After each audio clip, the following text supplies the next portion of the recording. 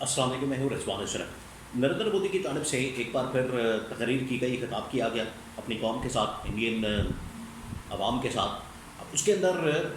نریندر مودی کی جانب سے پاکستان کو ایک بار پھر سے دھمکیاں دی گئی ہیں اور پاکستان کے خلاف بڑھ کے ماری گئی ہیں۔ یہ نریندر مودی باز نہیں آ رہا، اتنا کچھ ہونے کے باوجود، اتنا نقصان اٹھانے کے باوجود، آپ کی تمام ایئر فورس کا پرسے اڑا دیا انڈین ایئر فورس کے، اور اتنی ساری ان کی ایئر فیلڈز تباہ و برباد کرتی، ان کی ایئر بیسز، ان کا ڈیفنس سسٹم، ان کا ایئر ڈیفنس سسٹم سارا کا سارا اڑا کے رکھ دیا۔ اور ایشیا کے اندر جو نریندر مودی کا خواب تھا کہ ہم برتری حاصل کر لیں گے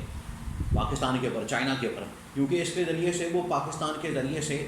چائنا کو بھی کنٹرول کرنا چاہتے تھے اور چائنا کو پیغام دینا چاہتے تھے کہ اگر ہم پاکستان کو کنٹرول کر سکتے ہیں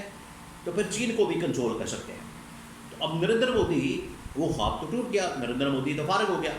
اب ایک بار پھر سے نریندر مودی نے خطاب کیا اور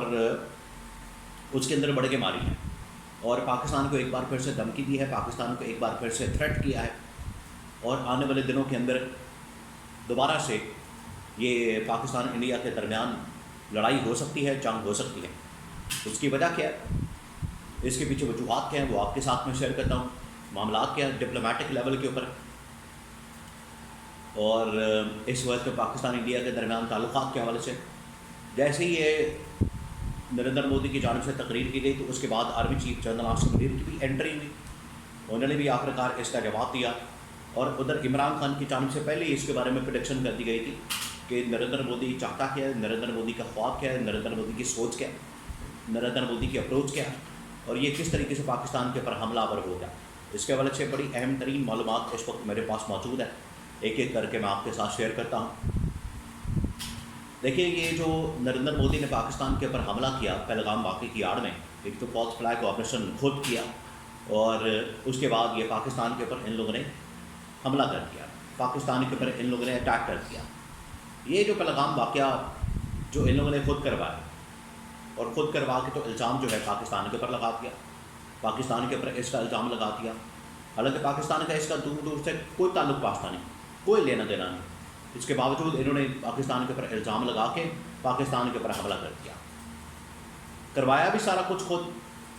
اور خود ہی جو ہے وہ جج بن گئے، پروسیکیوٹر بن گئے، خود ہی ایگزیکیوٹ سزا بھی دے دی، سزا کے اوپر عمل درآمد بھی شروع کر دیا۔ تو یہ کس قسم کی ان کی سوچ ہے، اپروچ ہے؟ اصل میں تو یہ ہندوتوا پالیسی ہے، ایکسٹریمسٹ پالیسی ہے، دہشت گردی کی پالیسی ہے، اور اسی پالیسی کے مطابق یہ آگے بڑھتے ہیں۔ دیکھیے، آج پورے پاکستان کے اندر کیا پوری دنیا کے اندر یہ آواز اٹھ رہی ہے کہ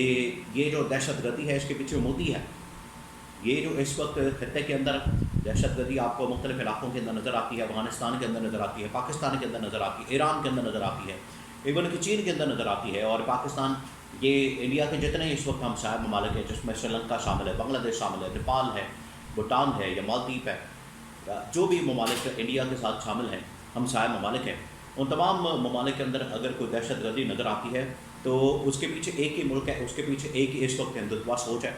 اس کے پیچھے ایک ہی شخصیت ہے جس کا نام نریندر مودی اور ان کی حکومت اور ان کی پارٹی اور ان کی سوچ ہے۔ تو اب مودی ابھی بھی باز نہیں آ رہا، اتنا نقصان اٹھانے کے باوجود، اتنا ذلیل ہونے کے باوجود،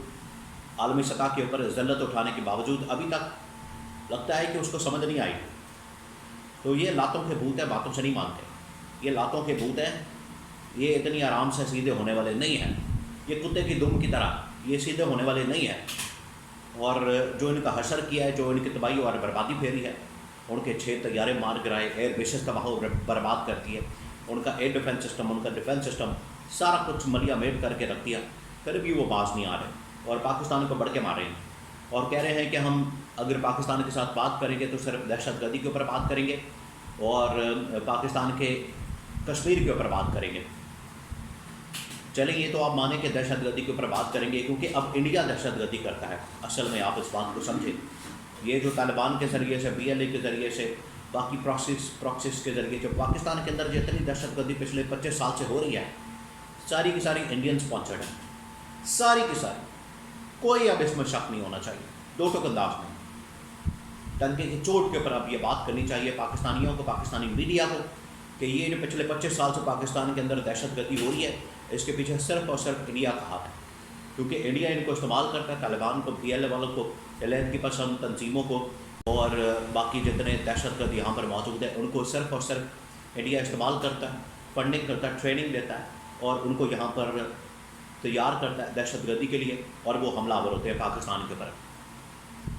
اور وہ کہہ رہے ہیں کہ اب ہم دہشت گردی کے اوپر, کشمیر کے اوپر بات کریں. تو آپ جس کے اوپر مرضی بات کر لیں, اگر یہ معاملہ حل نہیں ہوتا تو مودی کی جانب سے کہا گیا کہ ہم پاکستان کے اوپر دوبارہ حملہ کریں گے. تو حملہ کر کے دیکھ لیں, آپ نے حملہ کر کے بھگت لیا, تو اب مودی باز آ جائے گا تو اچھی بات ہے,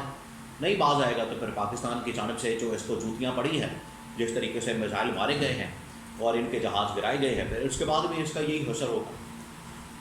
دوسری جانب army chief general Asim Munir اچانک سے منظر عام پر آئے اور انہوں نے سی ایم ایچ کا دورہ کیا, جتنے وہاں پر زخمی موجود ہیں, اور نہ صرف انہوں نے زخمیوں کے ساتھ ملاقات کی, ان کے ساتھ بات چیت کی, ان کے ساتھ گپ شپ لگائی, ان کے ساتھ ہاتھ ملائے. اس کے علاوہ آگے ان کا بارڈرز کے علاقوں کے اندر بھی دورہ کرنے کا امکان ہے. جو جتنی اس وقت تنصیبات جن کو نشانہ بنایا گیا ہے, خاص طور پر یہ جو مسجدوں کو نشانہ بنایا گیا, ان کو دوبارہ سے تعمیر کرنے کا حکم دے دیا گیا.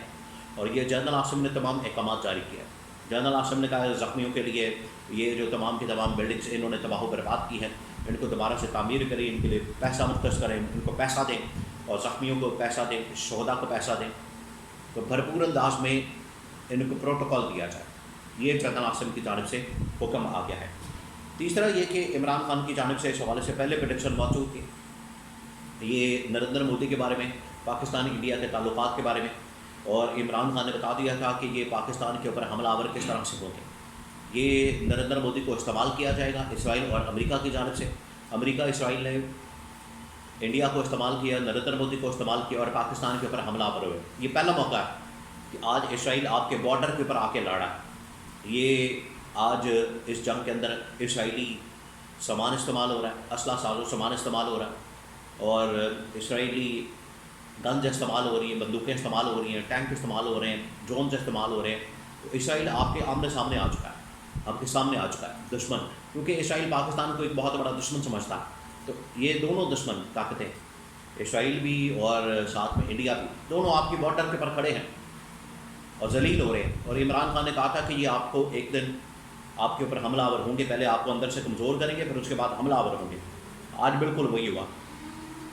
عمران خان کی پریڈکشن بالکل صحیح ثابت ہوئی. لیکن پاکستان نے جو جواب دیا, مودی اب بڑھ کے مارتا پھرے گا, اپنی عوام کے سامنے نمبر بناتا پھرے گا, ٹانگتا پھرے گا نمبر, لیکن اب ہونے والا کچھ نہیں. جو ذلت و رسوائی اس کے کھاتے میں آئی ہے, یہ اب زندگی بھر نہیں بھولے گا, اور بھارت انڈیا نسلوں تک, ان کے نسلیں تک یہ اس 10 مئی کے جو حملے ہیں اس کو یاد رکھے گی.